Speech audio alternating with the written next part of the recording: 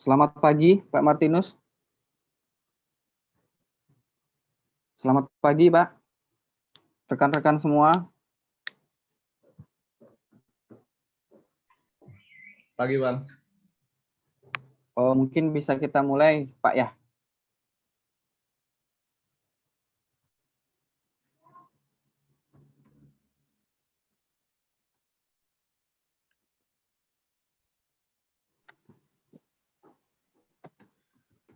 Selamat pagi. Baik, Pak. Terima kasih sudah bergabung. Sudah lengkap Pak anunya? Tadi pematerinya tadi sudah masuk katanya Pak, cuman ini dicek di room belum kelihatan ini. Kami aja sampai kelihatan. Oke, siap Pak, siap Pak.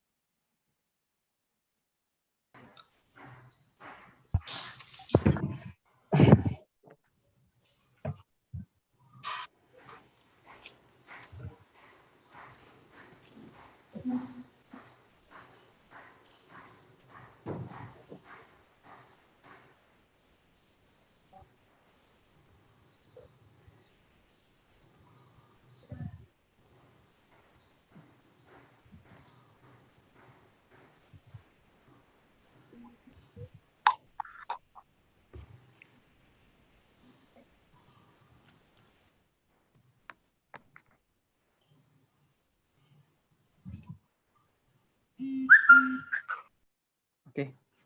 Baik, terima kasih. Bagaimana?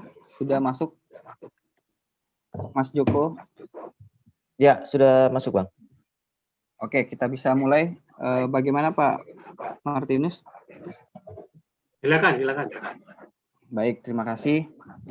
Kita akan buka diskusi kita pada pagi hari ini. Assalamualaikum warahmatullahi wabarakatuh. Selamat pagi, salam sejahtera untuk kita semua. Yang saya hormati Bapak Martinus Nanang selaku dosen dari Program Studi Pembangunan Sosial Fakultas Ilmu Sosial dan Ilmu Politik Universitas Mula Warman. Yang saya hormati Joko Iswanto selaku Ketua Info Taruna Samarinda, kelompok relawan yang turut membantu di garda terdepan pada proses penanganan COVID-19 di Kota Samarinda. Dan yang saya hormati seluruh peserta partisipan diskusi kita pada pagi hari ini yang merupakan kolaborasi kerjasama antara Samarinda Pos dengan Prodi Pembangunan Sosial Fakultas Ilmu Sosial dan Ilmu Politik Universitas Mula Warman. Pagi hari ini kita akan menggarap sebuah diskusi yang tema utamanya adalah meningkatkan kesadaran masyarakat dalam menerapkan protokol kesehatan. Pada hari ini Senin Oktober 2020 yang akan kita mulai pukul 9.30 waktu Indonesia bagian tengah. Para partisipan, mahasiswa, dan rekan-rekan peserta seminar Zoom pada pagi hari ini yang saya hormati. Untuk itu kita langsung saja mendengarkan paparan narasumber kita. Karena biasanya sebelum kita mendengarkan paparan narasumber, beberapa kegiatan yang sudah kita lakukan bersama itu diawali sambutan oleh Koordinator Prodi Pembangunan Sosial. Namun kali ini kita langsung saja ke dua narasumber kita. Saya mungkin akan memberikan kesempatan dulu kepada Mas Joko Iswanto, karena beliau ini banyak berkecimpung ikut melakukan mulai dari proses pemakaman, membantu mengenangani keluarga yang enggan dimakamkan secara COVID, membantu razia di lapangan. Kita akan melihat dulu kondisi real, apa saja sih kendala-kendala yang dihadapi, apa saja sih hal-hal yang sudah dihadapi selama proses penanganan COVID-19 di tengah masyarakat. Setelah ini kita akan mendengarkan pemaparan Pak Martinus dari sisi teorinya mengenai pendekatan pembangunan sosialnya. Langsung saja kepada Mas Joko, mungkin sekitar 7-10 menit memaparkan pengalaman-pengalamannya dan hambatan-hambatan yang mungkin akan menjadi bahan diskusi kita pada pagi hari ini. Waktu dan tempat kami persilahkan. Ya, terima kasih Bang Rahman. Assalamualaikum warahmatullahi wabarakatuh. Selamat pagi, salam sejahtera untuk kita semua. Dan yang terhormat Pak Martinus, selamat pagi Pak. Pagi, Ya. Pak Joko. Alhamdulillah pagi ini kita bisa bertatap muka walau secara virtual. Suatu kebanggaan bisa bertemu para senior nih. Saya Mas Joko atau panggilannya biasa dipanggil Jokis, Pak Martinus. Jadi teman-teman relawan ya. Nah, pas kan? Jadi teman-teman relawan manggilnya Jokis. Jadi begini, Info Taruna Samarinda ini udah berdiri kurang lebih 5 tahun ya. Ini masuk ke tahun kelima dan sudah banyak kegiatan-kegiatan kemanusiaan yang sudah kita lakukan, baik itu penyelamatan, keamanan, dan kebencanaan. Nah, di masa pandemi kita masuk pada kondisi kebencanaan di mana bencana non alam. Kegiatan yang sudah kita lakukan semenjak bulan April sudah tidak terhitung jumlahnya, baik itu berskala besar, menengah maupun kecil. Untuk skala besar, jelas targetnya adalah lingkungan masyarakat seperti yang kita lakukan penyemprotan desinfektan, kemudian rapid test massal sudah kita lakukan. Kemudian untuk lingkup skala menengah itu kita lakukan penyuluhan-penyuluhan di masjid, di tempat ibadah, sekolah-sekolah, dan juga lingkungan masyarakat sekitar. Dan lingkup terkecil adalah kita melakukan sosialisasi kepada masyarakat bagaimana cara hidup sehat dan bersih, terutama 3M+1. Berkaitan dengan jumlah korban jiwa yang sampai ini meninggal dunia ya akibat pandemi COVID-19, tercatat hingga malam tadi pukul 23.00 230 warga sudah dimakamkan di TPU Serayu Tanah Merah. Sekali lagi catat 230 hingga malam tadi pukul 23.00. Nah, dari 230 ini merupakan berstatus probable maupun positif COVID-19. Di TPU Serayu sendiri merupakan gabungan dari warga-warga sekitar. Maksud saya adalah yang dimakamkan adalah bukan hanya dari Samarinda, tapi juga dari Kukar, dari Balikpapan, yang kebetulan berobat di Samarinda. Jadi kalau ada perbedaan data antara ITS dengan Dinas Kesehatan, mungkin sangat diwajarkan, karena ITS itu merangkum keseluruhan, sedangkan Dinas Kesehatan hanya merangkum yang positif dan dari Samarinda. Nah, itu perbedaannya antara 230 dengan 170-an sekarang yang dari Dinas Kesehatan. Nah, yang kita temukan di lapangan pertama adalah penanganan pada saat awal pemulasaran dari pihak rumah sakit. Kadang-kadang pihak rumah sakit itu enggan dilakukan proses pemakaman protokol kesehatan karena menganggap bahwa pada saat pasien itu masuk, hitungan jam atau paling lambat itu sehari, itu sudah dinyatakan terpapar COVID-19. Padahal dalam diagnosa dalam kesehariannya tidak melakukan aktivitas keluar daerah, kemudian sakitnya memang menahun, ya, kayak asma, kemudian jantung itu kan rata-rata hampir menahun. Nah, ini mereka bertanya, kenapa bisa sampai terkonfirmasi, bisa reaktif, bisa positif COVID-19, sehingga harus dilakukan pemakaman secara protokol. Nah, ironisnya lagi, saat dilakukan protokol pemakaman secara protokol, pihak keluarga belum menerima hasil swab. Nah, ini perlu proses. Nah, di situ terjadi satu kebingungan warga sekitar ini. Bagaimana bisa keluarga saya yang sudah rawat selama puluhan tahun di kamar tidur, terbaring, masuk rumah sakit, tiba-tiba terpapar COVID-19. Nah, ini yang jadi pertanyaan-pertanyaan kita yang sampai saat ini saya pikir belum ada jawaban yang pas dan yang memuaskan. Nah, yang kedua, yang kita temukan di lapangan adalah ada masyarakat yang masih belum memahami bahwa COVID-19 ini ada. Karena banyaknya informasi-informasi yang menganggap bahwa COVID-19 ini konspirasi, hanya politik belaka, banyak sekali. Nah, itulah yang menjadi kesulitan kami selaku relawan memberikan pemahaman seperti itu. Ya, dua sudah kita sebutkan tadi. Nah, yang terakhir ketiga, para relawan ini terkendala pertama dukungan dari pemerintah. Selama ini dukungan-dukungan yang sudah ada kami syukuri, terutama dari Dinas Kesehatan dan BPBD, tapi itu jelas tidak cukup. Kita masih memerlukan power dan tenaga serta dukungan yang lebih besar dari itu untuk memberikan pemahaman dan juga antisipasi terhadap COVID-19 di Kota Samarinda. Jumlah relawan di Samarinda sangat banyak, ada 2.000, tapi tentu saja yang memiliki peralatan sangat sedikit, tidak sebanding dengan jumlah yang terpapar virus corona sampai hari ini mencapai data kami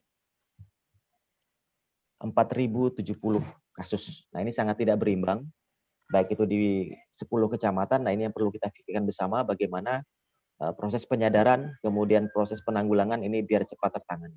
Karena walaupun sekarang trennya menurun, tapi tetap saja setiap hari ada yang meninggal. Sampai hari ini pun ada yang meninggal, tinggal menunggu swab. Jadi walaupun tren menurun, tapi yang meninggal tetap ada yang terpapar virus corona. Nah, ini yang harus kita sikapi. Semoga ini menjadi perhatian buat kita bersama dan mencarikan solusinya. Mungkin itu Bang Rahman dari saya sementara waktu. Terima kasih.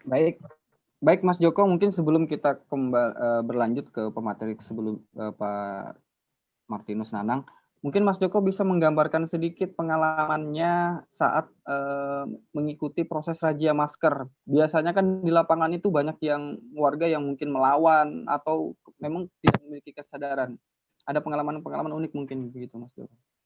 Ya, ada memang pengalaman yang saya temukan di lapangan dan saya terjun langsung di situ, terutamanya di pasar-pasar ya. Ada stigma, sekarang ini kan sudah ada Perwali nomor 43 tahun 2020. Nah, kadang-kadang masyarakat berpikir bahwa Satgas ini mencari duit, karena ada denda 250.000.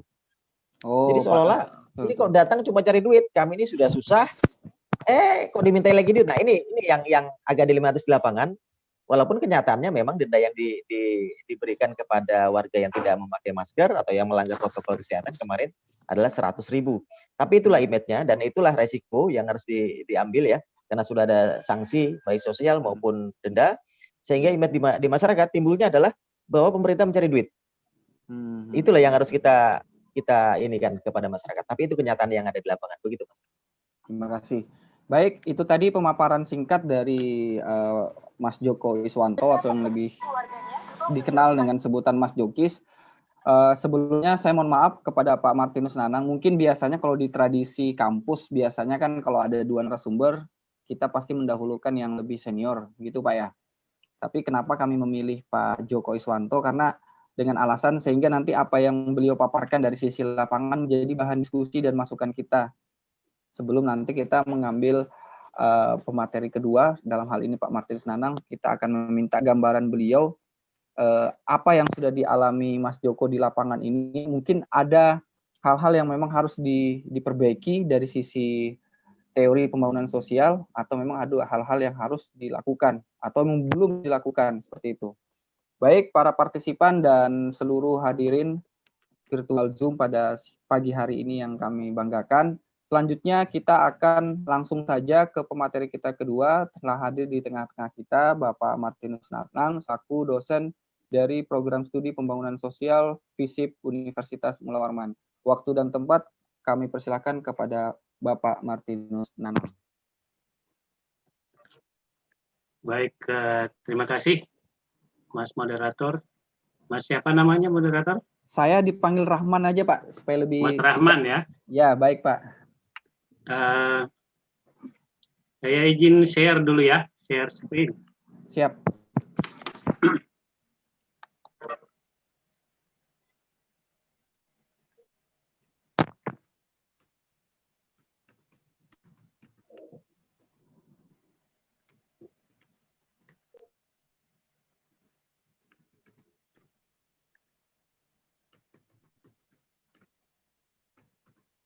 Apakah sudah kelihatan? Proses Pak.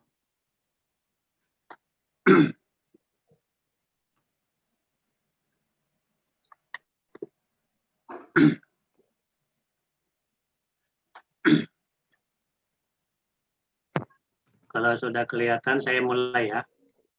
Ya, sudah kelihatan Pak. Oke. Kalau tadi dikatakan kebiasaannya mendulukan yang senior, tidak apa-apa juga. Junior boleh juga duluan. Iya.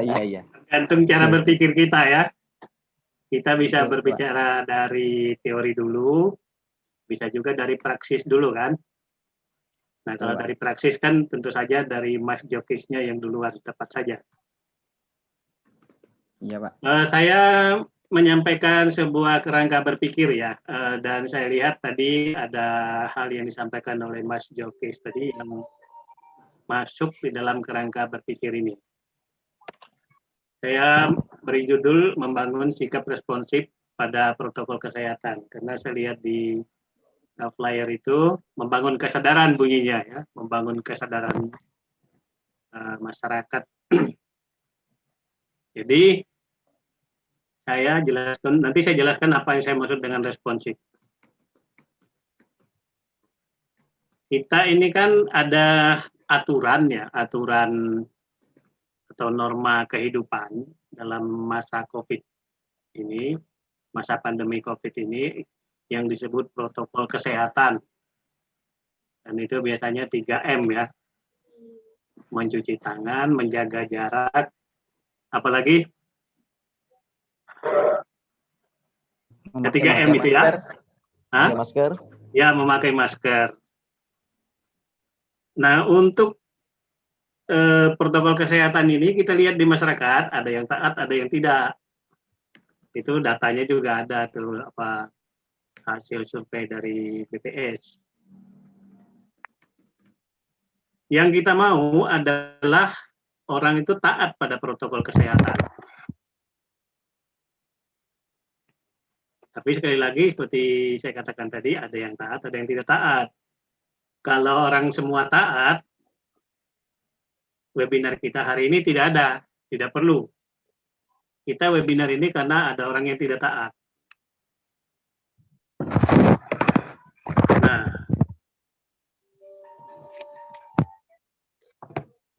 jadi kalau kita lihat di sini ya, poin saya yang pertama, ketaatan pada prokes, protokol kesehatan dipengaruhi oleh 2 faktor. Menurut saya ya, ada paksaan dan ada kesadaran pribadi. Ya, paksaan atau pemaksaan. Jadi poinnya gini, saya jelaskan dulu paksaan. Koersi ya, kalau di pakai bahasa Indonesia, bahasa Inggris kan coercion, jadi koersi. Pemaksaan ini kalau saya lihat dari pengalaman Cina, Cina itu berhasil menurunkan secara drastis kasus COVID itu sehingga kota Wuhan itu dibuka dalam waktu kurang dari 2 bulan. Itu karena koersi, karena pemaksaan. Perilaku orang itu bisa ditentukan oleh pemaksaan, ya, atau ada struktur yang memaksa. Nah, struktur yang memaksa itu kalau di Cina ya pemerintahnya yang kuat, agak totaliter, jadi rakyat tidak berani melawan. Jadi keuntungannya itu, meskipun orang tidak setuju, orang harus setuju. Jadi orang kalau dipaksa itu tidak mau taat, meskipun tidak senang atau tidak setuju. Sekali lagi kita belajar dari Cina. Tapi kalau kita lihat di negara-negara lain, kewalahan. Di Amerika Serikat, di Eropa itu sudah turun, naik lagi, malah sekarang naiknya gila-gilaan kasusnya. Pertanyaan kita, apakah pemaksaan ini bisa dilakukan di Indonesia? Saya belum melihat pemaksaan ini dilakukan secara serius di Indonesia. Mungkin takut respon negatif atau dampak balik yang merugikan dari masyarakat. Jadi di Indonesia itu belum ada secara ketat. Ada misalnya PSBB di Jakarta, ada jam malam yang dilaksanakan di Samarinda. Saya tidak tahu pelaksananya bagaimana. Saya belum mendapat informasinya.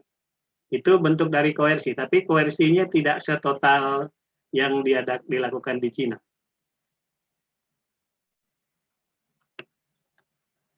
Sekarang kita berbicara tentang kesadaran pribadi.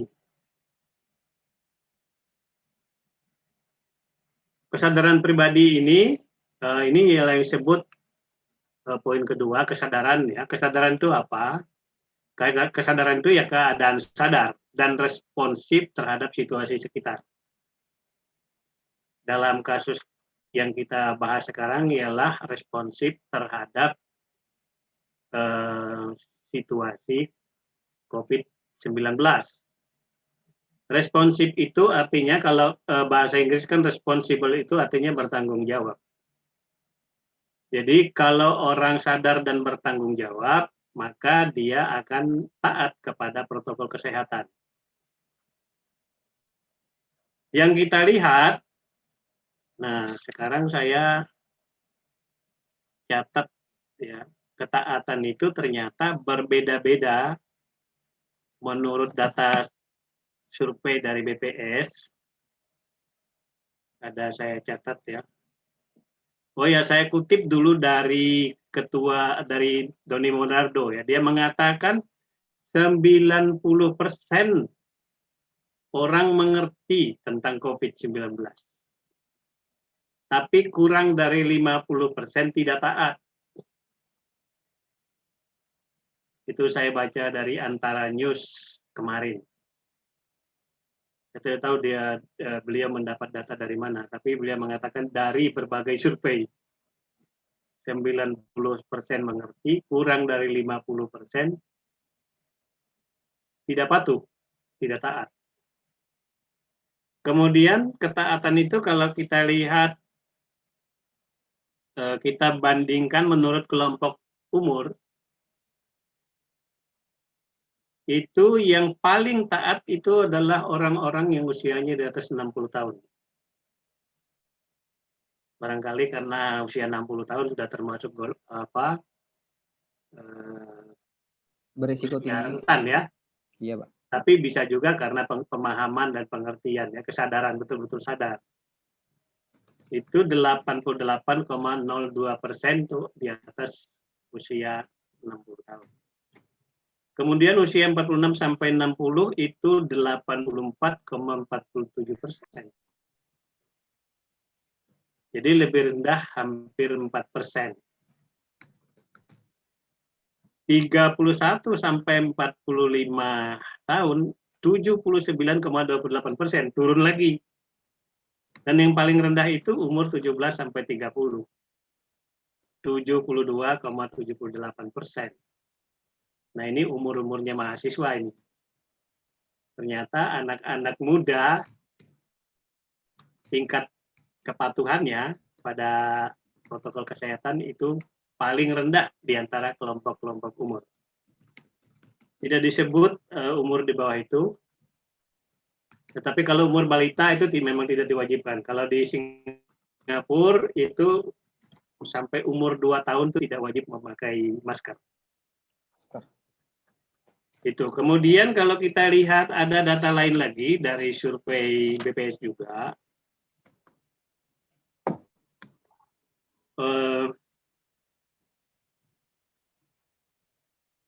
Yang saya kutip dari Liputan 6 ya, 17% yakin tidak tertular. 17% itu kalau dari jumlah penduduk Indonesia 270 juta itu berarti hampir 46 juta yang yakin tidak akan tertular. Banyak itu. 46 juta. Banyak sekali. Kemudian kalau kita lihat tingkat pendidikannya, mereka yang yakin tidak tertular itu adalah yang pendidikannya rendah, yaitu SD dan SMP.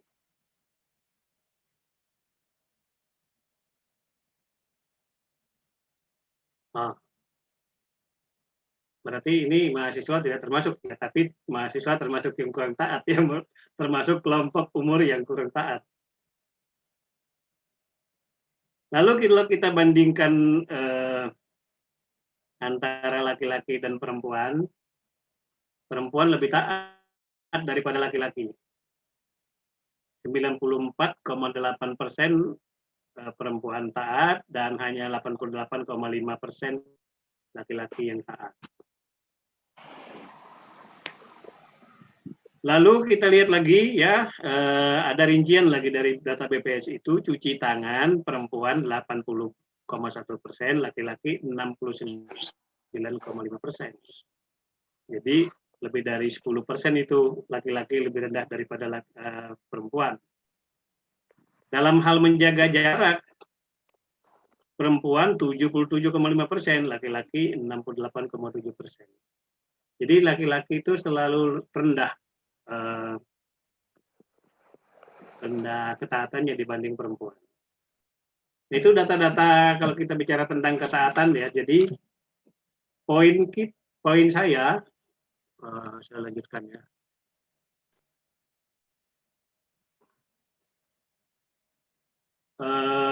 Orang yang tidak taat itu adalah laki-laki ya, yang rendah ketaatannya dan kelompok pendidikan yang lebih rendah serta usia yang lebih muda.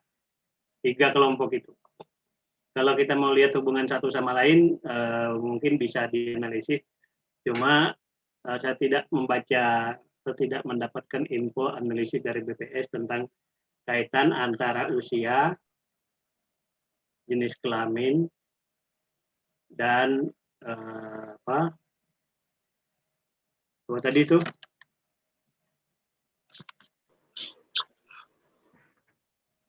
pendidikan ya, tingkat pendidikan. Ya, kemudian poin yang ketiga dari kesadaran itu menurut saya ada 2, persepsi tentang risiko dan manfaat. Risiko itu adalah kemungkinan terjadinya suatu hal yang buruk atau hal yang negatif. Kemungkinan terjadinya bahaya. Kadang-kadang juga kita menyebutnya bahaya ya, tapi istilah yang tepat untuk bahaya yang belum terjadi itu adalah risiko. Nah, kalau orang melihat risiko itu besar bagi dirinya, maka dia akan cenderung untuk taat. Kemudian ada faktor manfaat. Kalau saya taat ini, kalau saya taat protokol kesehatan, manfaatnya apa? Mungkin manfaatnya sadar saya tinggal bersama keluarga, kalau saya taat maka saya akan mencegah penularan terhadap keluarga, terhadap orang tua, terhadap saudara-saudara dan orang-orang yang serumah. Itu bentuk dari manfaat. Tapi mungkin ada manfaat lain lagi, misalnya manfaat ekonomi. Kalau saya taat dan semua orang taat, maka nanti COVID ini akan cepat berakhir, nanti ekonomi kita cepat pulih. Bisa berusaha lagi, yang tadi dirumahkan, yang di PHK, bisa bekerja lagi. Macam-macam manfaat yang bisa dipersepsi oleh seseorang terkait COVID-19 ini. Nah, itu. Kemudian faktanya, ini yang sudah saya sampaikan tadi sebenarnya, faktanya pengetahuan tinggi, ya, itu pernyataan dari Doni Monardo tadi, tapi kesadaran rendah. Lalu ada perbedaan antar kelompok usia, berbeda antar jenis kelamin, dan berbeda pendidikan. Saya kurang satu poin di situ. Lalu pertanyaan yang saya sampaikan di sini, bagaimana meningkatkan ketaatan? Untuk aspek kesadaran ini, kalau untuk aspek pemaksaan, nah itu urusan hukum. Pemerintah. Jadi harus ada dasar hukumnya, kemudian ada penegakan hukumnya. Tapi di sini saya berbicara tentang aspek kesadaran pribadi. Dua poin yang menurut saya perlu ditekankan, yaitu tingkatkan info tentang risiko. Jadi perbanyak info tentang risiko, termasuk risiko neraka. Jadi mungkin risikonya itu tidak sekarang, tapi mungkin itu risikonya neraka. Misalnya seperti itu kan. Saya lihat, saya baca-baca juga itu ada MUI pada bulan Juli sudah menghimbau agar umat mentaati protokol kesehatan. Kemudian ada banyak tulisan yang mengatakan pentingnya lembaga agama dalam meningkatkan kesadaran masyarakat. Tapi saya mau tekankan satu poin yang selama ini saya lihat belum ditekankan oleh siapapun berkaitan dengan agama ini. Yaitu kalau kita baca beberapa hasil riset tentang konsep atau persepsi masyarakat, persepsi orang beriman, orang agama tentang kehidupan akhirat, maka kelihatan bahwa persepsi tentang neraka lebih berpengaruh daripada persepsi tentang surga. Jadi ketakutan orang akan neraka itu menentukan perilaku, termasuk perilaku ekonomi. Jadi saya mau katakan, mungkin disetujui atau tidak, salah satu yang perlu ditekankan itu adalah kalau kamu tidak taat COVID, kamu merugikan banyak orang, maka kamu akan masuk neraka. Saya kira begitu. Kemudian yang kedua, perbesar info tentang manfaat. Manfaat ketaatan maksudnya. Tadi saya sudah memberi contoh, tetapi mungkin bisa dibuat list ya. Atau kalau ada pendekatan-pendekatan pribadi, bisa juga disampaikan atau ditanyakan orang, persepsi orang tentang manfaat bagi dirinya sendiri. Biasanya itu bagi dirinya sendiri dulu ya. Tentang orang lain itu langkah kedua. Itu yang saya kira bisa saya sampaikan sebagai sebuah kerangka berpikir. Jadi misalnya Mas Jokis bisa mengisi ini dari yang saya katakan ini, pengalaman-pengalamannya itu masuk di mana. Lalu para mahasiswa sekalian juga silakan dari pengalaman-pengalaman atau pandangan-pandangan pribadi itu cocok enggak dengan apa yang saya katakan. Saya kira itu, saya kembalikan ke moderator. Baik, terima kasih kepada Bapak Martinus Nanang yang sudah memaparkan secara sistematis terkait diskusi kita pada pagi hari ini. Jadi banyak fakta-fakta baru yang sebenarnya dipaparkan oleh beliau.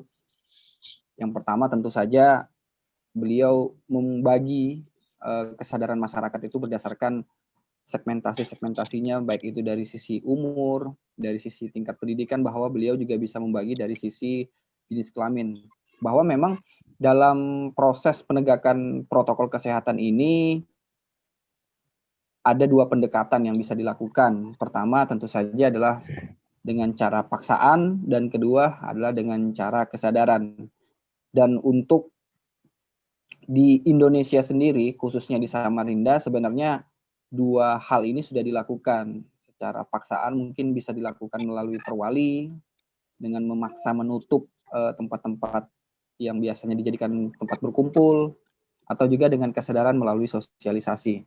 Baik para partisipan dan seluruh peserta diskusi webinar kita pada pagi hari ini, selanjutnya setelah dua narasumber tadi menyampaikan materinya, kita membuka ruang diskusi. Banyak hal sebenarnya yang bisa kita kembangkan dalam diskusi kita pada pagi hari ini.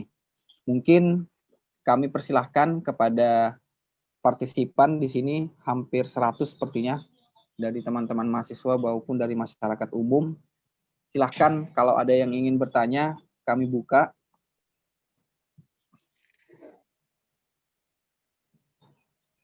Sambil menunggu, mungkin ada hal yang ingin saya tanyakan secara khusus kepada Pak Martinus. Tadi diambil contoh Pak, misalnya di Cina itu kan sistemnya agak otoriter, sehingga dia bisa melakukan pemaksaan dalam menerapkan protokol kesehatan kepada masyarakat. Pertanyaan saya Pak, apakah sistem di negara-negara di dunia ini juga sangat berpengaruh terhadap proses pemulihan COVID-19? Karena negara yang demokrasinya lebih terbuka sepertinya agak kesulitan, kedodoran gitu Pak ya. Apakah itu juga salah satu faktor Pak ya? Ya, mungkin langsung dijawab Pak. Kalau saya lihat ya, kalau saya menggolongkan pendekatan yang dilakukan oleh negara-negara di dunia ini ada 3. Ya. Yang pertama ala Cina, model koersif. Koersinya itu total ya, bukan parsial. Jadi segala aspek seluruh negara itu diterapkan. Lalu yang kedua adalah pendekatan bebas. Saya sebut saja bebas ya, itu seperti Amerika Serikat, lalu negara-negara Eropa. Kenapa mereka pendekatannya bebas? Karena memang mereka mengusung ideologi mereka adalah kebebasan, freedom. Jadi kalau kita lihat awal-awal, mungkin bulan-bulan Maret, itu banyak protes dari masyarakat yang mengatakan bahwa pembatasan, lockdown itu membatasi kebebasan. Betul, Pak. Bahkan ada yang mengatakan atas nama kebebasan kami ingin dibuka lockdown-nya. Setiap orang berhak menentukan sendiri. Itu saya baca itu, bukan hanya baca, tapi saya dengar di TV luar negeri ya, di CNN, di Euronews, atas nama kebebasan. Nah itu menurut saya sih paham kebebasan yang kebablasan, berlebihan. Karena kebebasan kan kebebasan individu itu kan dibatasi oleh kebebasan orang lain, oleh hak-hak orang lain. Jadi tidak bisa kita bebas sesuka hati kita sendiri. Kemudian yang ketiga adalah bebas, tetapi supportnya kuat pada pemerintah. Kalau Amerika itu tidak kuat, ya, support terhadap Presiden Trump itu tidak kuat. Nah, support yang kuat terhadap pemerintah itu contohnya Selandia Baru. Itu lebih dari 80% support pemerintah kepada Perdana Menteri Ardern. Itu tinggi sekali. Sehingga meskipun Selandia Baru itu adalah negara yang bebas, tetapi masyarakatnya taat pada apa yang dikatakan oleh pemerintah. Maka di Selandia Baru itu rendah kasus COVID-nya. Nah, kira-kira Indonesia itu masuk di kelompok yang mana? Menarik ini, Pak. Nah, tapi sebelum kita membahas Indonesia, Pak, kalau dari penerangan Pak Martinus, untuk Samarinda sendiri bagaimana sejauh ini, Pak? Samarinda itu sepertinya sama dengan seluruh Indonesia yang lain ya. Secara keseluruhan, Pak ya? Ya, saya lihat kalau ada perwali tentang jam malam ya. Iya, Pak. Mungkin saya mau tanya Mas Jok di sini, pelaksanaan jam malam itu seperti apa? Kalau pelaksanaannya setengah-setengah, jadi berarti faktor koersifnya, pemaksaannya masih kurang. Sulit untuk dikatakan efektif. Baik. Bagaimana Mas Joko? Ya, bagaimana Mas Joko? Ya, terima kasih Pak Martinus, pertanyaannya menarik ini. Ya, jadi di awal sebelum terbitnya perwali sempat pemerintah kita atau wali kota mengeluarkan aturan jam malam. Jadi ada perbedaan di masyarakat, ada jam malam beraktivitas, ya kan? Ada jam malam dibukanya tempat-tempat usaha. Nah, setelah direlat kembali ternyata itu jam malam beraktivitas. Nah, ini kontradiktif dengan kegiatan-kegiatan sosial di masyarakat. Jam malam beraktivitas ini seperti apa? Kan seperti itu. Tempat usaha pun kalau lewat jam, ya ini kurang apa ya? Kurang mengena di masyarakat, kurang tegas. Jam malam beraktivitas ini seperti apa? Apakah yang ronda itu juga kena jam malam? Ya kan? Apakah yang ke pasar juga kena jam malam seperti pasar pagi itu kan 24 jam. Pasar segiri 24 jam. Apakah kena juga mereka? Nah, ini aturan-aturan seperti ini yang saya pikir kontradiktif di masyarakat, akhirnya menimbulkan keresahan sendiri. Oke lah, jam malam kalau misalnya diterapkan di tempat hiburan malam atau tempat keramaian itu oke, ya kan? Tapi ini kan jam malamnya tidak jelas. Hanya kalau sudah jam malam jam 12 orang diminta untuk segera pulang. Nah, ini tidak jelas ini kemana arahnya. Akhirnya terbitlah Perwali nomor 43. Kemudian beberapa kali kebijakan tentang penutupan dilakukan. Contohnya Citra Niaga, kemudian tempat hiburan malam. Tapi tetap jam malam ini kan tidak ditarik kembali aturan mainnya. Ya, sehingga masyarakat bertanya-tanya ini jam malam buat siapa kan seperti itu. Begini itu Pak Martinus. Baik. Kalau begini Mas Joko. Jadi jam malamnya itu ya, lanjut jam Pak. malamnya itu sekarang antara ada dan tidak ada gitu ya. Ya benar Pak Martinus. Mungkin juga begini Pak Martinus dan Mas Joko dan teman-teman sekalian. Kalau dalam proses pembuatan perda itu kan biasa ada kajian akademisnya, Pak. Sehingga bahasa-bahasa yang dimunculkan dalam aturan itu bisa dijelaskan secara detail. Nah, tapi di dalam perwali kemarin itu memang kita lihat ada ketidaksiapan. Karena sebenarnya dari pengalaman kami di media, itu perda sempat keluar lalu ditarik lagi, Pak. Jadi perda yang 43 ini sebenarnya perda revisi. Ya, dari alasannya 34. Betul ya Mas Joko ya, begitu ya? Ya, dari perda nomor 34 jadi 43. Nah, gitu Pak. Jadi ketika perda yang pertama itu dikeluarkan, ternyata bahasanya itu ada melanggar dari aturan yang lebih tinggi. Sehingga direvisi lagi, keluarlah 43 ini. Tapi dalam penerapannya 43 ini pun tidak tidak sesuai di lapangan. Contohnya adalah ketika pemerintah menutup tempat nongkrong teman-teman mahasiswa itu di Citra Niaga, Pak. Itu kan menimbulkan polemik. Karena di sisi lain pemerintah tidak menutup aktivitas tempat hiburan malam. Alasannya di tempat hiburan malam menerapkan protokol kesehatan. Seperti itu, Pak. Nah, tapi belakangan setelah Citra Niaga mulai dilonggarkan, faktanya pemerintah kota menutup juga THM karena laporannya ternyata ada pelanggaran di sana. Nah, artinya kan dari sisi hukum sendiri di daerah kita, mungkin juga ini gambaran dari Indonesia lah secara keseluruhan juga tidak siap. Seperti itu mungkin Pak, kondisi sosial yang terjadi di tengah-tengah masyarakat kita. Kalau saya lihat begini, boleh saya tanggapi ya? Ya, langsung saja ditanggapi Pak. Kalau saya lihat begini ya, kalau penegakan kita itu pintar membuat aturan tapi lemah dalam penegakan. Betul, penegakan kita itu seringkali tidak konsisten. Tidak konsisten itu maksud saya pada suatu ketika pelanggaran yang sama diproses, diberi denda, pelanggaran yang sama di tempat lain dibiarkan. Itu membuat orang menganggap bahwa peraturan itu tidak sungguh-sungguh. Seperti dikatakan Mas Jokis tadi itu. Kalau tempat nongkrong mahasiswa ditutup tapi THM tidak ditutup, itu kan tidak konsisten. Betul, Pak. Sehingga ini pemerintah pilih kasih, atau akibat berikutnya adalah itu peraturannya tidak dianggap serius. Ini berlaku juga misalnya untuk peraturan lalu lintas dan sebagainya. Yang pelanggaran yang sama ditilang, yang lain tidak. Itu yang pertama. Yang kedua, kalau kita lihat di negara-negara otoriter, pengawasan itu sifatnya komprehensif. Bahkan ada yang disebut panoptisme. Panoptisme itu artinya pan itu artinya seluruh, optik itu artinya melihat. Jadi seseorang meskipun tidak diawasi merasa bahwa seakan-akan dia itu diawasi orang. Sampai begitu kesannya, meskipun belum tentu ada orang yang mengawasi. Itu hanya bisa terjadi di negara totaliter. Kalau di negara kita tidak bisa panoptis untuk seluruh rakyat Indonesia yang jumlahnya 270 juta, tidak bisa.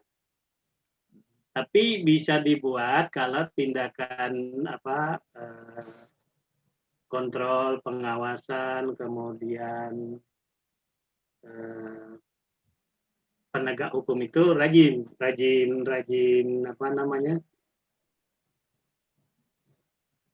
patroli misalnya gitu ya, rajin patroli, itu lama-lama akan terbentuk dalam pikiran orang nanti, jangan-jangan nanti ada patroli gitu. Nah, yang saya tidak pernah lihat di Samarinda ini, ada patroli yang rutin gitu. Selain rutin juga patroli yang diadakan secara mendadak. Gimana, Mas Saya Joko? pribadi tidak pernah lihat. Mungkin pengalaman teman-teman mahasiswa ada yang seperti itu. Kalau saya tidak merasa ada yang seperti itu. Sehingga orang merasa, oh kalau lalu lintas itu di lampu merah, saya tidak akan terlihat orang. Jadi oke saja nabrak lampu merah, nerobos lampu merah. Karena kesadaran panoptis itu tadi tidak ada. Itu tanggapan dari saya. Baik. Selanjutnya kita buka sesi tanya jawab untuk peserta. Bebas saja, langsung saja. Boleh lewat chat room, boleh langsung dihidupkan mic-nya. Ya, langsung mengajukan pertanyaan. Baik, Pak, saya boleh izin bertanya? Silakan, sebutkan nama dan dari mana. Ya, perkenalkan, nama saya Muhammad Arsyad, saya dari HIA. Jadi di sini saya mau membahas tentang COVID-19, tentang data-data, Pak. Seperti yang diketahui kan bahwa banyak yang berguguran tuh dari korban-korban COVID tuh banyak sekali, apalagi mungkin bisa dikatakan semakin meningkat ya, walaupun penurunannya itu bisa dibilang kecil aja gitu, nggak terhitung besar penurunannya. Namun di sini banyak kabar dari stasiun-stasiun TV, contohnya kayak TV One atau Metro TV dan lain-lain, itu menyiarkan bahwa dari data-data yang meninggal COVID ini sendiri, itu tuh bukan 100% karena COVID gitu, Pak. Tapi karena ada penyakit lain gitu, nah. Ada penyakit lain, tapi juga diiringi dengan COVID ini sendiri gitu. Jadi yang jadi pertanyaan saya itu, apakah yang dari data-data disebutkan tadi itu memang betul-betul fix 100% dari COVID murni, ataukah karena COVID ini hanya sebagai ibarat kata sebagai boncengan lah dari penyakit-penyakit lain kayak gitu. Dan saya juga mau bertanya, kira-kira rentang usia berapa ya COVID ini menyerang masyarakat gitu, maksudnya seseorang tuh diserang oleh COVID ini tuh kira-kira saat rentang usia berapa yang paling rawan kayak gitu. Misalnya contoh ibarat kata usia 17 tahun dia paling rentan diserang COVID kayak gitu. Cuman saya mau tahu aja gitu, jadi saya bisa lebih waspada gitu, khususnya untuk saya, dan saya bisa memberitahu orang-orang rumah saya misalnya kayak gitu. Ya, baik, mungkin sekian. Terima kasih. Terima kasih kepada Muhammad Arsyad dari HIA ya. Kita buka lagi satu pertanyaan sebelum dua narasumber kita akan menjawab. Silahkan, satu pertanyaan lagi untuk sesi pertama ini. Saya boleh izin bertanya? Silahkan, langsung nama dan dari mana? Perkenalkan, nama saya Ade, saya dari HIA Unmul. Izin bertanya, begini Pak, daerah saya itu di Kalimantan Utara, daerah Malinau itu bisa dikatakan sudah zona hijau. Nah, artinya itu ada pelonggaran protokol kesehatan, di mana hanya menggunakan masker dan jaga jarak, tapi kayak kegiatan cuci tangan gitu tuh kurang sekali dipatuhi sama masyarakat. Setidaknya walaupun masyarakat masih bisa berjabat tangan, tidak ada reaksi aktif gitu kayak swab atau rapid gitu nggak ada. Jadi dari yang Bapak paparkan tadi, apakah daerah yang dikatakan hijau ini masih bisa melakukan pelonggaran protokol kesehatan? Jadi sehingga kalau misalnya dikatakan tidak, apakah tindakan yang harus dilakukan dari zona hijau tersebut? Itu saja Pak dari saya, terima kasih. Baik, terima kasih Ade Delvia dari HIA Unmul, kebetulan berasal dari Kalimantan Utara. Kita beri kesempatan, ada dua pertanyaan ini. Yang pertama tentu kita beri kesempatan kepada Pak Mas Joko dari Muhammad Arsad. Pertanyaannya tentang apakah pasien yang dikuburkan, yang meninggal itu 100% memang COVID? Atau memang ada penyertaan penyakit lainnya? Terus yang kedua, dari penanya yang sama, rentang usia berapa yang paling rawan? Ya. Dan pertanyaan kedua tadi, yang zona hijau bagaimana pengalamannya Mas Joko di lapangan? Karena di Samarinda kan pernah zona hijau, kembali ke zona oranye, dan sekarang masih zona merah. Silahkan diberikan tanggapannya. Terima kasih pertanyaan dari Bang Arsad ya, mengenai status warga yang dimakamkan di TPU Serayu karena terpapar COVID. Jadi di Serayu itu ada dua kategori yang dimakamkan, Mas Arsad. Pertama adalah yang berstatus probable. Probable di sini adalah hasil rapid test itu reaktif atau hasil IVA-nya positif. Salah satunya bisa atau keduanya. Itu disebut dengan probable. Kalau kita gamang lah ceritanya. Kalau bahasa kita tuh ya abu-abu lah, ini dibilang COVID ya, dibilang enggak ya iya kan gitu. Jadi mereka bisa dimakamkan atau mereka pasien ini dimakamkan secara protokol COVID di TPU Serayu. Nah, hasilnya nanti menunggu hasil swab. Jadi mereka yang di awalnya di rumah sakit karena sakit ya, karena kewajiban rumah sakit setahu saya begitu ada pasien yang masuk itu wajib di rapid. Siapapun yang masuk ya, kita misalnya sakit itu rapid sudah jelas. Hasilnya apa itu nanti, ya kan? Yang jelas pada saat masuk di rapid. Nah, pada saat dirawat kemudian didiagnosa bahwa ini terpapar COVID-19, IVA-nya positif. Ini kan rentan waktu kemudian di swab. Setelah rapid, IVA kemudian di swab. Nah, rentan waktu antara IVA dan swab jedanya kan ada. Tiba-tiba pasien meninggal dunia. Nah, inilah masuk dalam status probable. Sehingga pemakamannya adalah protokol COVID. Sehingga dimakamkan. Nanti menunggu hasil swab-nya. Nah, di Samarinda sendiri tercatat 230 sampai malam tadi itu bukan hanya Samarinda, ya ini ada kasus probable dan ada kasus positif COVID-19. Nah, saya akan langsung saja nyambung ke pertanyaan berikutnya. Rentan umur berapa yang paling rentan usia berapa? Nah, ini menurut data yang kami terima dari Dinas Kesehatan Kota antara 50 ke atas. Ya, itu terbanyak 50 ke atas. Itu yang paling banyak. Kemudian memang ada kasus-kasus yang ya sangat memiriskan hati ya. Ada 4 balita atau 4 bayi yang meninggal dunia. Itu lain kasus lagi, tapi itulah kasus-kasus yang miris sekali yang sampai saat ini belum diketahui apa penyebabnya. Walaupun dia terkonfirmasi positif COVID-19 atau yang berstatus probable. 2 asli warga Samarinda dan 2 lagi warga Kutai Kartanegara. Bayi. Umurnya di bawah 1 bulan. Ada bahkan yang baru lahir meninggal dunia. Langsung positif itu? Langsung positif. Nah, ini yang masih jadi pertanyaan, kemarin sudah kita bahas, tapi ya belum ada jawaban yang pas. Ini bayi kenanya bagaimana? Apakah dari plasenta? Apakah pada saat menyusui? Atau pada saat ibunya ngomong? Karena jelas karena si bayi positif, jelas ibunya juga kena. Jadi tidak mungkin orang lain yang menularkan ya. Karena setiap pasien yang dalam kondisi darurat, dalam kondisi pasien itu sakit keras, dia akan diisolasi. Mau COVID mau enggak itu diisolasi. Itu yang teman-teman dari relawan yang bekerja di instansi fasilitas kesehatan seperti itu prosedurnya. Mungkin itu Bang Rahman, ada lagi? Selanjutnya langsung pertanyaan ketiga. Penanya kedua, tapi pertanyaan ketiga dari Ade. Soal di zona hijau itu seperti di Kaltara tuh tetap protokol kesehatan, tapi melakukan aktivitas itu sudah mulai normal, misalnya berkumpul atau berjabat tangan itu udah biasa.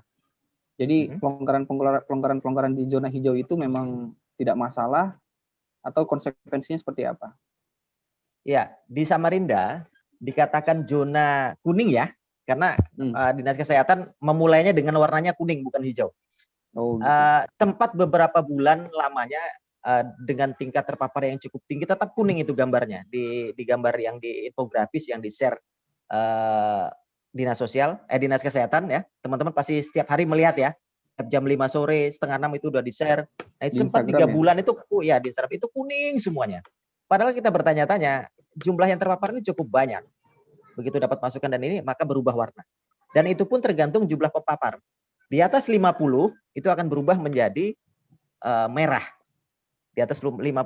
Nah, kalau terakhir kemarin itu sekarang untuk kecamatan yang masih zona merah adalah Samarinda Ulu, Kunjang, Lojanan Ilir dan satu lagi wilayah lain yang tidak disebutkan di sini itu Sungai Pinang.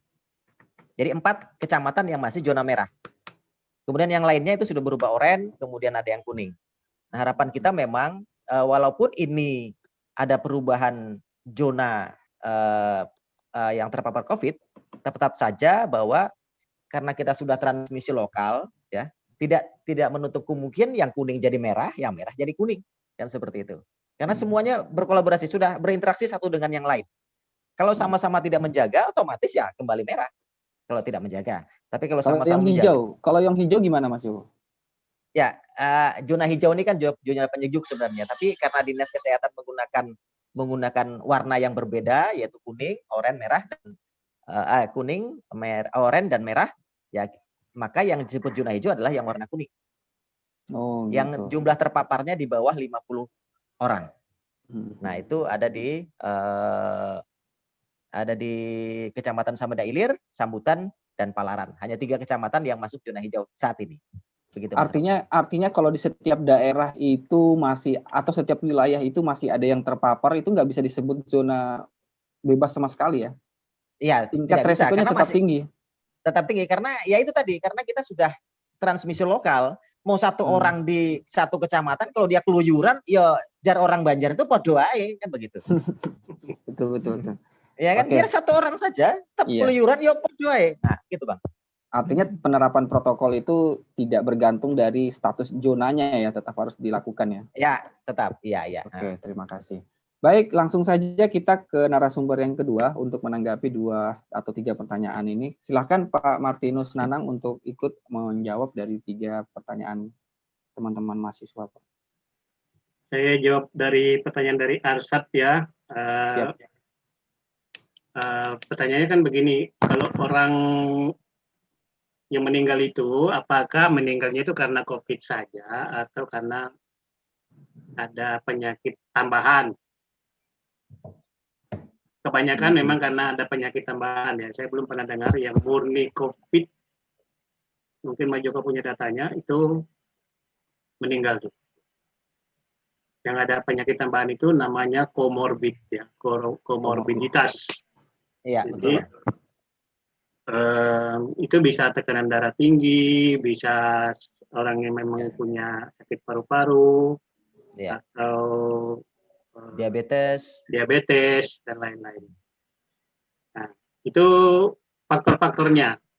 Tapi menurut saya kelihatannya itu ada yang meremehkan ya, karena merasa tidak punya penyakit lalu meremehkan gitu. Jangan sampai begitu, karena nanti Anda sehat tapi nanti Anda akan menjangkiti orang lain gitu. Itu yang pertama. Kemudian usia rawan tadi sudah dijelaskan, memang 50 ke atas ya, terutama 60 ke atas. Mungkin itu sebabnya kenapa yang usia 60 ke atas itu lebih taat pada protokol kesehatan. Tapi juga bisa jadi saya entah di mana baca atau dengar itu ada percakapan tentang janin yang masih di dalam kandungan juga kena gitu katanya.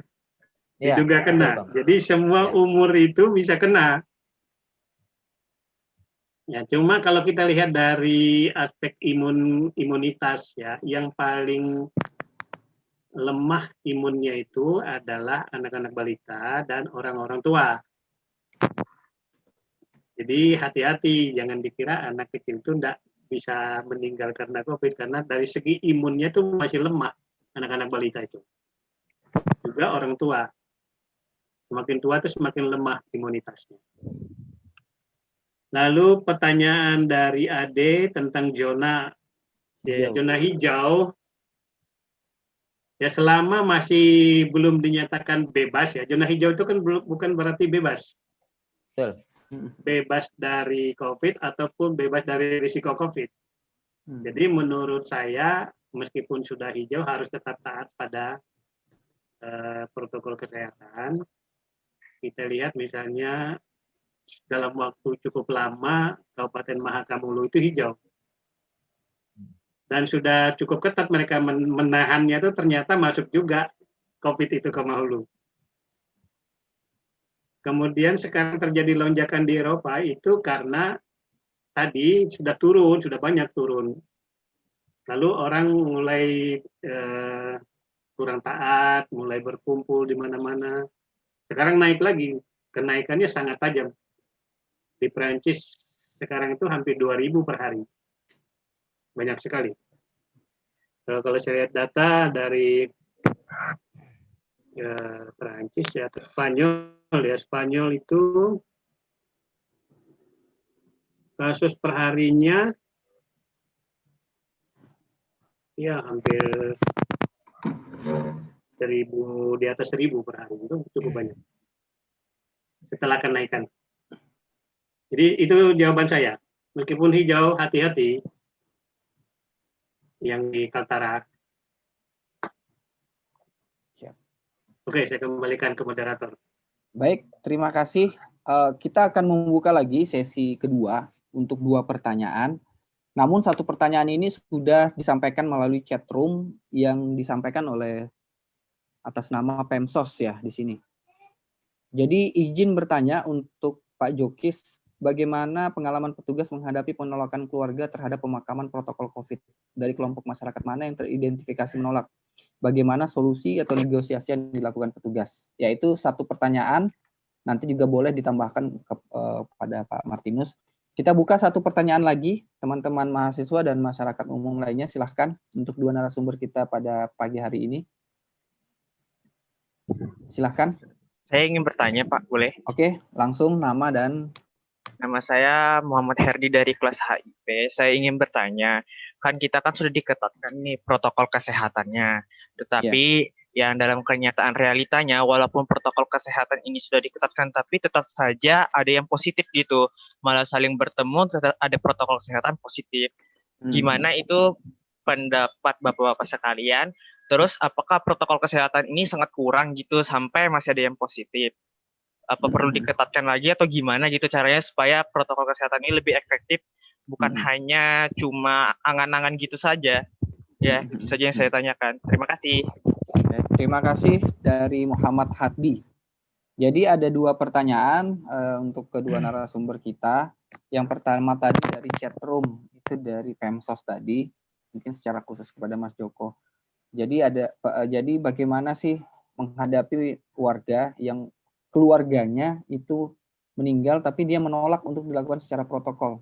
Saya lihat di Samarinda ini, kalau seingat saya mungkin ada beberapa kasus ya, dan itu melibatkan orang-orang yang punya nama besar sepertinya Mas Joko ya. Iya. Nah, yang kedua tadi, ini sudah dilakukan protokol kesehatan dari pertanyaan Muhammad Hardi, tapi tetap saja ada yang positif. Yang salah itu apakah protokol kesehatannya atau memang karena kurang tegas atau bagaimana?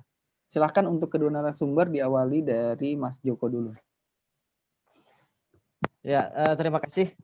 Pertanyaannya cukup menarik, yaitu mengenai penanganan warga yang diduga ya, kita bilang diduga dulu terpapar COVID-19 karena menganggap bahwa pihak keluarga yang meninggal ini tidak merasa apa-apa, kemudian kenapa mesti harus dilakukan seperti itu. Memang banyak sekali kasus-kasus penolakan yang kita temukan di lapangan, bukan 1, 2, mungkin puluhan, hanya saja mungkin kadang-kadang kita tidak ketahui itu. Satu contoh, kita bukan rahasia umum lagi, ada salah satu pengusaha kita yang meninggal dunia, ya. Apapun kondisinya sudah nyata dia terpapar COVID-19 namun dibawa pulang juga. Kemudian disusul lagi beberapa kasus-kasus lainnya yang mohon maaf tidak bisa saya sebutkan untuk identitasnya karena ini hak masing-masing keluarga ya. Tapi dari semua itu ada satu hal yang ingin saya sampaikan bahwa peraturan Menteri Kesehatan ya terutama tentang COVID-19 ini selalu berubah. Nah, saya masih mencari aturan menteri sebentar, saya minta waktu sebentar. Bahwa untuk pasien yang terkonfirmasi positif itu ada 2 pilihan saat ini. Yang pertama adalah isolasi mandiri, yang kedua adalah isolasi di rumah sakit atau Bapelkes. Untuk pasien COVID-19 sendiri ada 3 kategori, yaitu ringan, sedang, dan berat. Untuk kasus ringan dan sedang itu pihak Dinas Kesehatan menyarankan untuk isolasi mandiri. Tapi untuk kasus yang berat, maka silahkan menghubungi 112 untuk dilakukan penjemputan. Dengan catatan, yang menelpon adalah yang bersangkutan atau pihak keluarga terdekat, bukan warga masyarakat. Karena kebanyakan warga masyarakat sendiri yang heboh, yang panik melihat tetangganya masih keluyuran. Padahal dia COVID, ya kan? Padahal sudah nyata dia terkonfirmasi. Padahal dalam dirinya dia sehat. Nah, seperti inilah satu. Kemudian di saat ada warga yang meninggal dunia karena COVID, pihak rumah sakit pasti akan menghubungi pihak keluarga, kemudian pihak tim Satuan Tugas COVID-19, utamanya BPBD Kota Samarinda. Mereka pasti mengontak dan diberikan pengertian bahwa si pasien ini statusnya probable. Contoh, si pasien ini statusnya terkonfirmasi positif. Walaupun probable tetap harus dilakukan protokol kesehatan di kuburnya serat protokol COVID. Nah, kalau pihak keluarga menolak, maka pihak rumah sakit akan mengambil langkah.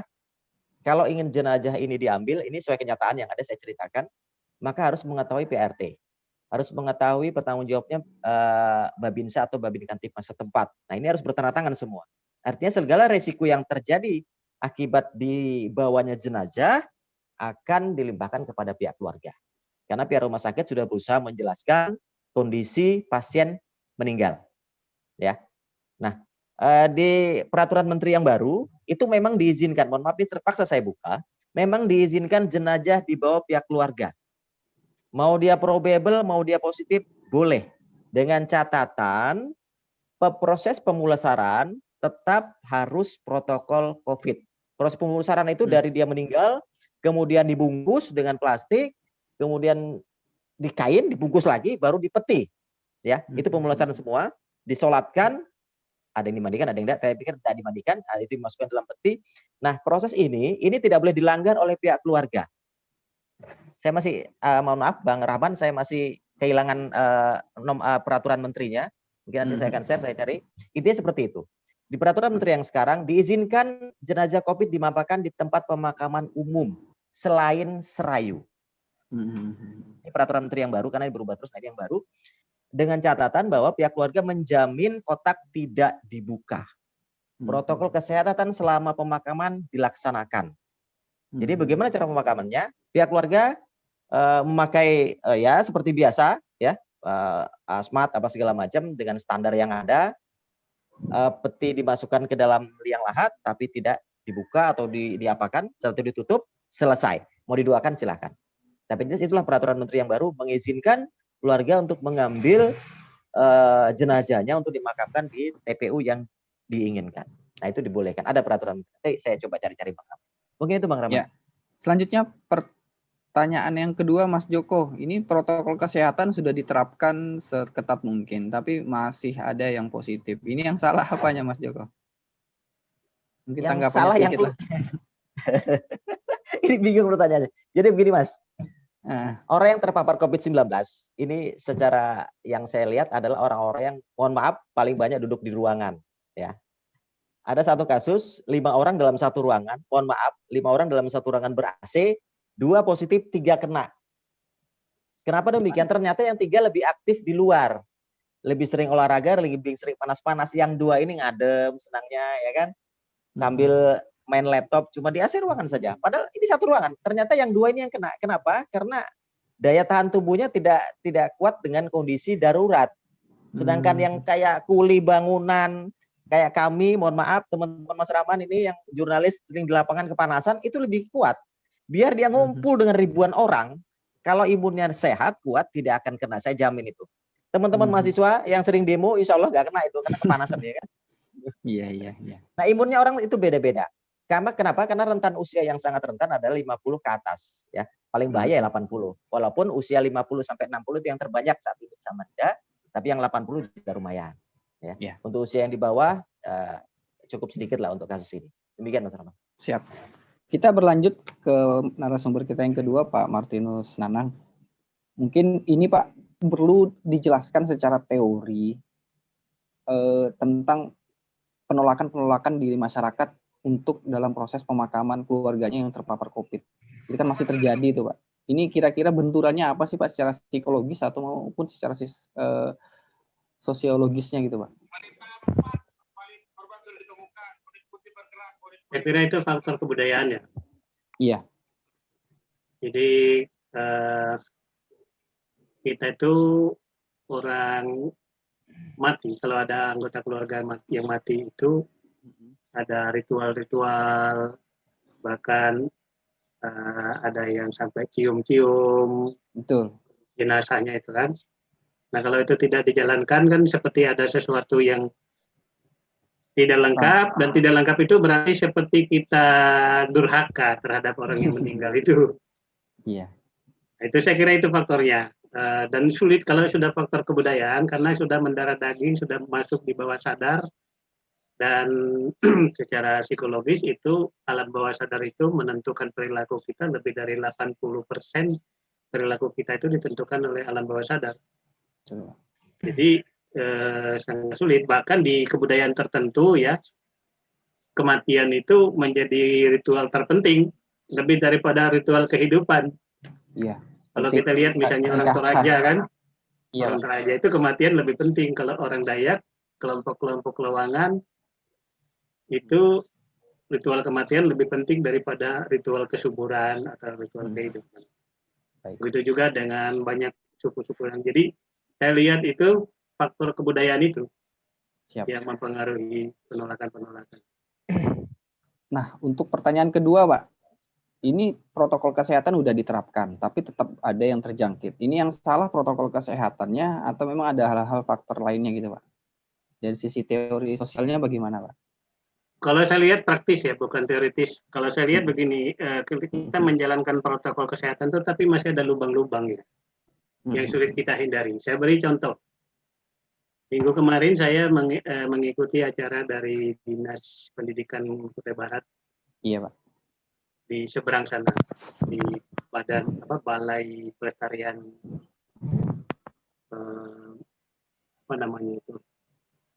budaya gitu ya. Saya ke situ, saya tanya dulu bagaimana pelaksanaan protokol kesehatannya. Ternyata sampai di sana katanya nanti cuci tangan, terus apalagi macam-macam disebutkan. Ternyata di sana duduknya itu berdekatan di ruang ber-AC. Nah itu saya tidak bisa menghindar. Itu tidak bisa dihindar karena situasinya seperti itu. Padahal kan aturannya itu kita kan harus duduk atau berdiri berdekatan itu paling dekat itu 1 meter. Bahkan saya baca-baca itu sebenarnya 1 meter itu tidak cukup. Harusnya 2 meter atau 1 meter 80 itu sudah bagus. Minimal. Ya, ini berdempet-dempet. Di situasi seperti itu kadang-kadang kita tidak bisa menghindar. Kemudian apalagi ruang ber-AC tadi seperti dikatakan Mas Joko ya,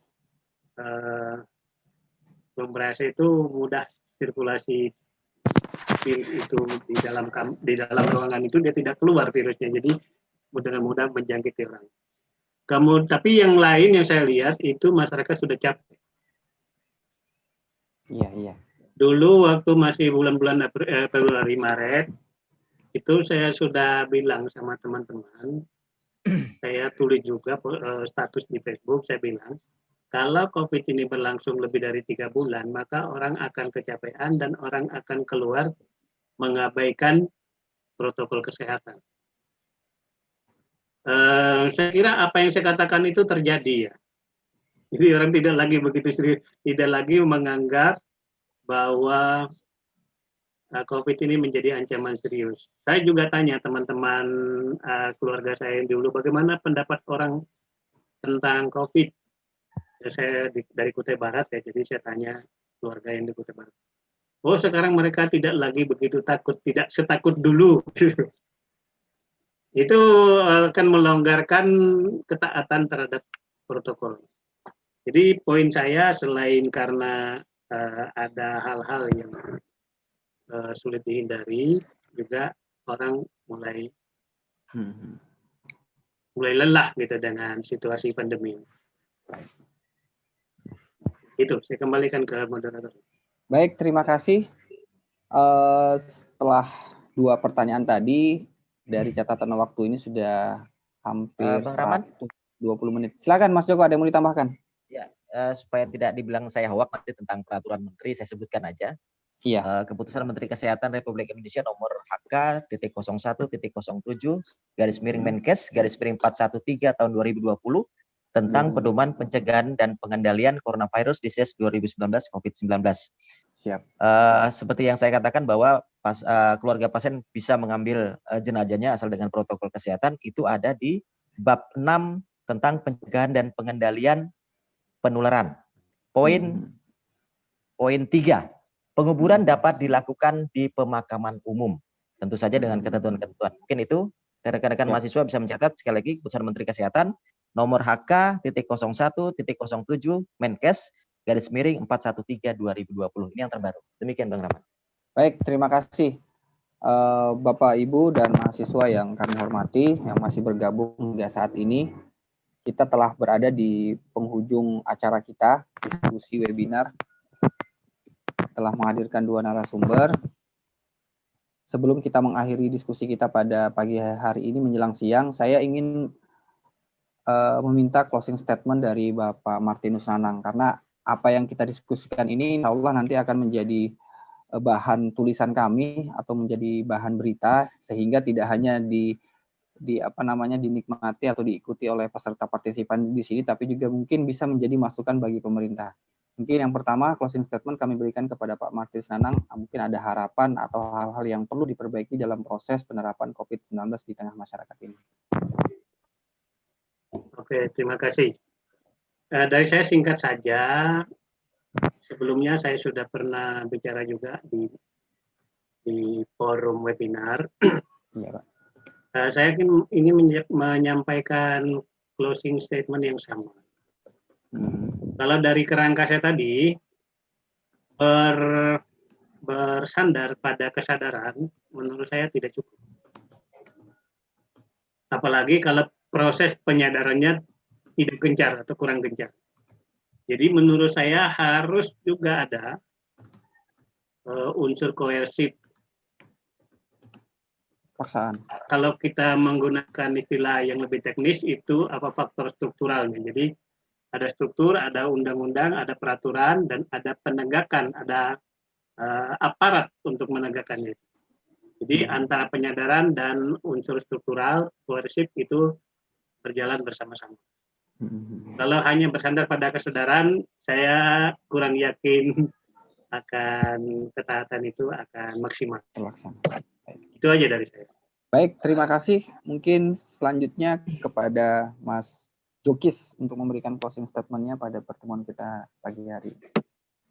Ya, closing saya menyambung dari Pak dosen tadi bahwa memang harus diakui bahwa kesadaran masyarakat kita dalam mentaati protokol kesehatan yang pertamanya sudah sangat tahu kemudian meningkat, sekarang ini kondisinya sudah turun, menganggap bahwa terjadi penurunan penularan COVID-19 ya.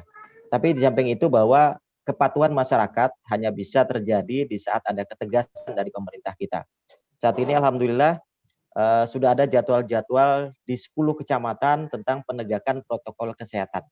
Namun perlu digarisbawahi bahwa penegakan protokol kesehatan bukan waktunya kita lagi hanya untuk sekedar sosialisasi. Bukan lagi waktunya kita hanya membagikan masker gratis. Jujur saja itu membuang tenaga, membuang energi, dan membuang dana. Yang paling penting adalah bagaimana menegakkan perwali tentang sanksi. Ini kejam, sangat kejam sekali, tapi itulah yang harus kita lakukan saat ini agar masyarakat kita paham tentang bahayanya COVID-19. Kita harus kesampingkan, mau tidak mau kita harus keabaikan rumor-rumor yang berkembang bahwa COVID ini hanya permainan politik dan sebagainya. Tapi pada kenyataannya 230 warga sudah dimakamkan di TPU Serayu. Itu yang penting, Mas Rahmat. Baik. Baik, terima kasih kepada kedua narasumber yang telah memberikan statement penutup pada kegiatan kita hasil kolaborasi Samarinda Pos dan Prodi Pembangunan Sosial FISIP Unmul dengan tema meningkatkan kesadaran masyarakat dalam menerapkan protokol kesehatan. Sebelum kita akhiri diskusi kita secara keseluruhan, saya mengucapkan terima kasih dulu kepada Bapak Martinus Nanang selaku dosen Prodi Pembangunan Sosial yang sudah membagi ilmu dan menyiapkan waktunya untuk mensukseskan kegiatan kita pada pagi hari ini. Yang kedua, saya juga mengucapkan terima kasih kepada Mas Jokis selaku Ketua Info Taruna Samarinda yang juga sudah memaparkan pengalaman sekaligus data-data yang beliau dapatkan di lapangan. Kemudian saya juga mengucapkan terima kasih kepada pimpinan Samarinda Pos. Saya juga mengucapkan terima kasih kepada Koordinator Prodi Pembangunan Sosial FISIP Unmul, dalam hal ini Ibu Dr. Sukapti, seluruh partisipan, mahasiswa FISIP Unmul lainnya yang sudah mengikuti kegiatan kita sejak awal hingga menit ini. Kurang lebih hampir 1,5 jam kita melakukan diskusi. Semoga apa yang sudah kita diskusikan ini memberi manfaat bagi kita secara pribadi dan masukan yang berarti bagi pemerintah. Sekali lagi kami mengingatkan untuk tetap menjaga jarak, terus menggunakan masker, dan terus mencuci tangan untuk mencegah penularan COVID-19 di Kota Samarinda secara khusus. Saya selaku moderator memohon maaf apabila dalam penyampaiannya terdapat hal-hal yang kurang pas. Kurang lebihnya saya ucapkan terima kasih. Wassalamualaikum warahmatullahi wabarakatuh. Waalaikumsalam. Terima kasih banyak. Terima kasih, Terima kasih banyak Pak dosen, Pak Terima Martinus. kasih Mas Joki, Mas Rahman. Tetap semangat. Sama-sama, Pak. Siap.